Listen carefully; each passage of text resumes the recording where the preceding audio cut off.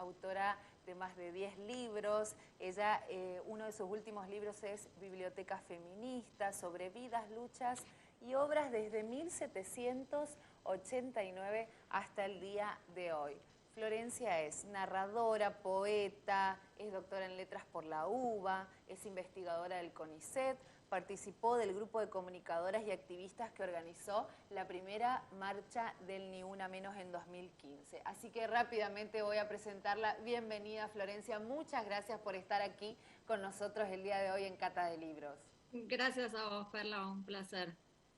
Bueno, Florencia, contanos, ¿por qué decidiste escribir este libro que tiene un marco histórico, que revé un poco la historia, que no está contada del todo, de estas mujeres desde 1789, como mencionás, que fueron estas inspiradoras, ¿no? Tal cual. Sí, la idea era justamente mostrar que el feminismo y bueno, y los feminismos, porque hay diversos feminismos, no es algo nuevo, sino que se inscriben en una lucha que ya lleva más de 200 años. Me parece como muy importante para cualquier movimiento de transformación social, cultural, poder como conocer su pasado, ¿no?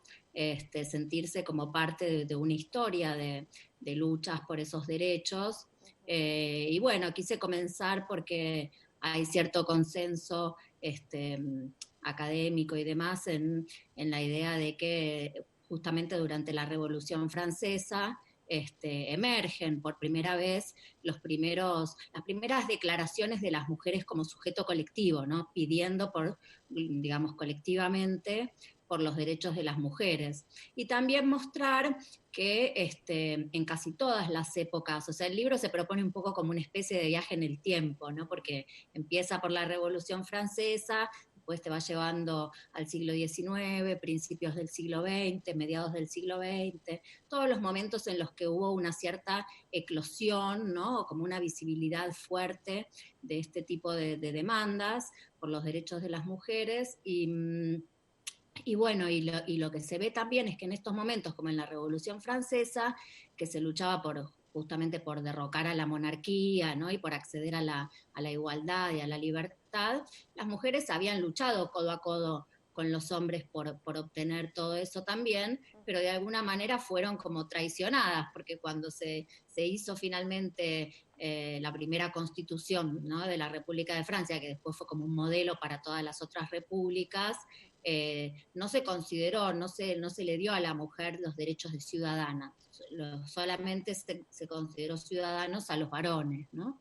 Eso hizo que una autora que yo tomo ahí, que se llama Olympe de Gouges, ella escribiera en 1791 un texto que se llama Declaración de los Derechos de la Mujer y de la Ciudadana, que era un poco, justamente ella quería entrar en debate y hizo como una copia un poco de los derechos del hombre, pero incluyendo a las mujeres, ¿no? Entonces, bueno, es muy interesante, me parece, ver todos estos movimientos históricos y estas obras tan importantes, ¿no? Porque hay toda una tradición, ¿no? De producción, de pensamiento sobre las desigualdades de género. Así es, que por ahí no aparecen en los libros. Y me llama mucho la atención porque vos en la introducción del libro haces una pregunta, así a modo interrogatorio, ¿por qué no se cuenta en la historia el movimiento político feminista? Y decís, ¿por qué no se enseña el feminismo en las escuelas? Uh-huh. ¿Por qué pensás? Bueno, claro, yo lo veo incluso recién ahora. Pensemos que todos estos textos que yo tomo, ¿no?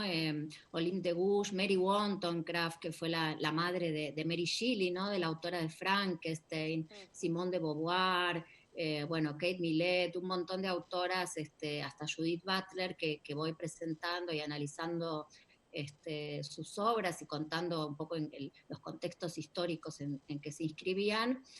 Son autoras que solamente se leían hasta hace poco en seminarios especializados en feminismo. O sea, yo misma hice una carrera universitaria y ni siquiera en las carreras universitarias, digamos, leíamos, ¿no? Estos textos. pero bueno, yo veo que ahora hay, digamos, a partir de justamente de lo que se abrió en el 2015 en la Argentina con el Ni Una Menos, hay una tendencia en las escuelas a empezar a introducir estas problemáticas.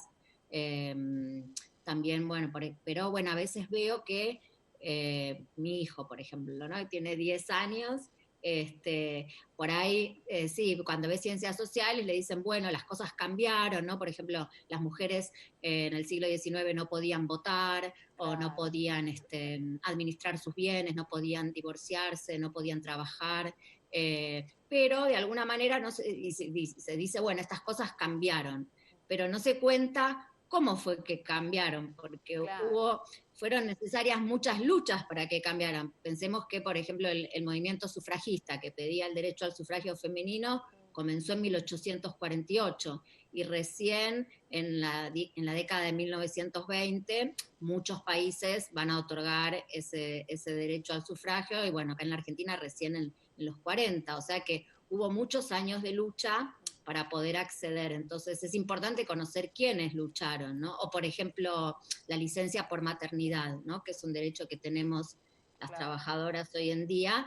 Bueno, fue una conquista producto de un movimiento de mujeres trabajadoras que presionó para poder acceder a ese derecho, ¿no? Inclusive hay algunas que vos mencionás en tu libro que a raíz de estas luchas han sido excusadas en la guillotina, digamos, o sea, perdieron la vida, entregaron todo por una causa. Y también escuchaba en una de tus entrevistas que vos decías que es un movimiento que tuvo luchas y conquistas, digamos, pero también retrocesos. Yo no sabía que, por ejemplo, en los años 20, por una excepción, se había ya legalizado el aborto. Como que tenemos la tendencia de creer que todo lo que sucede actualmente sucede ahora, que eso nunca se planteó en la historia y que es importante saberlo, ¿no? Absolutamente, concuerdo totalmente, Perla. Sí, la idea era esa y efectivamente, como decís, el libro muestra, y si uno investiga un poco la historia, ve que, bueno, a veces los derechos no se conquistan de una vez y para siempre. Y eso me parece es importante tenerlo en cuenta porque en este momento los feminismos tienen una visibilidad y entonces pensamos que a lo mejor todo vino para quedarse, Claro. ¿no? Pero a veces pasa que no, ¿no? Por ejemplo, en los años 20 hubo un momento de mucha libertad de las mujeres y sin embargo después, a partir de los años 30, vino toda una tendencia muy conservadora y efectivamente se perdieron derechos, ¿no? Y, por ejemplo, respecto del aborto que vos decías recién, por ejemplo, otro momento muy fuerte de militancia por el aborto fueron fines de los años 60, ¿no? Y gracias a esa militancia de fines de los años 60, en la mayoría de los países europeos y en Estados Unidos se legalizó, ¿no? Por esa época el aborto. Y sin embargo, hoy en Estados Unidos ya hay algunos estados republicanos que están en contra, quieren, inclusive en Alabama ya se prohibió de vuelta el aborto, hasta en casos de violación, ¿no? Y esto hubiera sido impensable para las militantes de los años 60, ¿no? Pero digo, puede venir un líder como Trump o quien sea, digamos, líderes Claro. conservadores que lleven a un retroceso, ¿no? Respecto de los avances. Entonces, sí, como decías vos, también es interesante ver qué se dijo cada vez que estas discusiones se dieron, ¿no? Como son justamente, como decías vos, discusiones que se dieron, porque los argumentos son muy distintos, ¿no? Vos mencionabas, por ejemplo, en la Unión Soviética, que se legalizó en 1920, bueno, se hizo por una cuestión, el argumento fue más bien una cuestión de salud pública, porque se venía de la Primera Guerra Mundial, muchas mujeres habían quedado solas con un montón de hijos, había mucha pobreza, y bueno, y había muchos abortos clandestinos porque las mujeres ya no podían mantener más hijos, ¿no? Entonces, eh, había tantas muertes por abortos clandestinos que se invocó esta razón de salud pública para legalizarlo. En cambio, por ejemplo, en Estados Unidos, en el 73, cuando se legalizó con un criterio más liberal, que era la idea de que, digamos, durante los primeros meses de gestación, como el feto no puede sobrevivir fuera del útero, de alguna manera forma parte del cuerpo de la mujer, y entonces, digamos, hay como un derecho a la privacidad que marca la Constitución norteamericana, entonces ni el Estado ni ninguna moral ajena puede impedir, ¿no?, lo que vos decidas durante ese primer trimestre, ¿no? Pero quiero decir, los argumentos son muy distintos, digo, entonces es interesante también a veces ir al pasado a ver qué distintos argumentos se dieron para los distintos debates que tenemos actualmente, ¿no? Totalmente, estudiar la historia, todo se remite ahí. Y Ujú. además me pasa esto, que antes las conquistas y siempre la historia, Europa, siempre Europa, y es como que tengo la sensación, el orgullo también de que hoy los latinos creo que vamos a marcar historia en estas cuestiones, por lo menos, ¿no? ¿Vos qué pensás?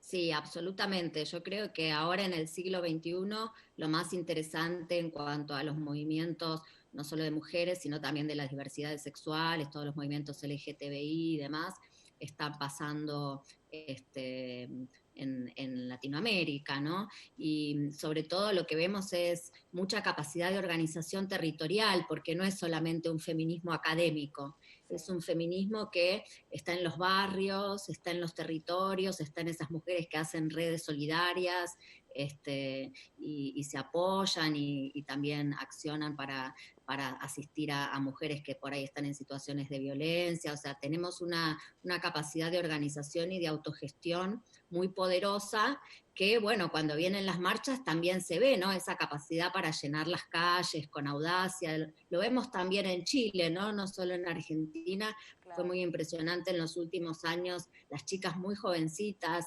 en Chile, eh, las grandes movilizaciones y las grandes protestas que han hecho, ¿no? Entonces, sí, tal cual, yo creo que estamos escribiendo una nueva página de la historia que se está escribiendo acá, ¿no? Ahora. Totalmente. Y yo creo que vos tampoco te esperabas. ¿Quién iba a pensar que esta primer marcha en el 2015 iba a tener tanta repercusión? Que todavía faltan muchas cosas, porque Ujú, de repente a mí me pasa que escucho decir la feminazi, como con una connotación negativa, ¿viste? El ujú. decir soy feminista, tenemos que empezar a buscar la forma de profundizar, de informarnos justamente para que la gente no repita así porque sí esa Ujú. palabra o que tenga esa connotación negativa. Totalmente, sí, bueno, lo del 2015 fue algo muy, muy conmovedor, que yo creo que nos cambió la vida, ¿no? Un poco a quienes participamos, porque cuando se lanzó esa convocatoria, realmente nunca pensamos, imagínate cuando estaba ahí parada que habíamos gestionado para que hubiera un acto, un escenario, y de repente yo me acuerdo la impresión cuando miré así, dije, pero la Qué cantidad de gente lindo. que hay, ¿no? No lo podía creer, y la verdad es que lo veíamos venir porque, bueno, en esos 23 días que pasaron entre que lanzamos la convocatoria y que fue la movilización, nos llegaban el Facebook pasó de tener, no sé, 2.000 seguidores a tener 140.000, ¿no? Y nos llegaban como las adhesiones de todos lados, ¿viste? De los colegios, de las redacciones, de los cuarteles de bomberos, de los ministerios, de los todos, y videos que hacía la gente joven, y bueno, y después cómo se federalizó. Eso fue impactante porque hasta localidades muy, muy pequeñas habían organizado su propia movilización para ese día con su punto de encuentro y nos mandaban el flyer y nos decían, por favor, posteen, Qué así bueno. se difunde. Y de repente, en esos pocos días, nos habían mandado como 70 puntos de encuentro en distintas localidades del país, porque nosotros solamente habíamos dicho lo del Congreso, ¿no? La Claro. Plaza del Congreso. Así que sí, fue la verdad muy, muy conmovedor y todas las cosas que pasaron en estos años, ¿no? Cómo se aceleró lo que decías vos, ¿no? El antes un poco feminista incluso era como una palabra medio con una connotación para mucha gente negativa y cómo se dio vuelta eso, ¿no? Sí. Hoy en día. Totalmente, tenemos que seguir transformando. Florencia, me quedaría toda la tarde charlando con vos. Cuando quieras estás invitada nuevamente porque, bueno, una académica como vos tiene mucho para enseñarnos y para decirnos, tan comprometida con este movimiento. Así que, bueno, agradecerte nuevamente por estar aquí con nosotros. Estás invitada cuando quieras a Cata de Libros una vez más. Gracias a vos, Perla, no, un placer enorme poder intercambiar con ustedes. Gracias por la oportunidad. Muchas gracias a vos. ¡Wow!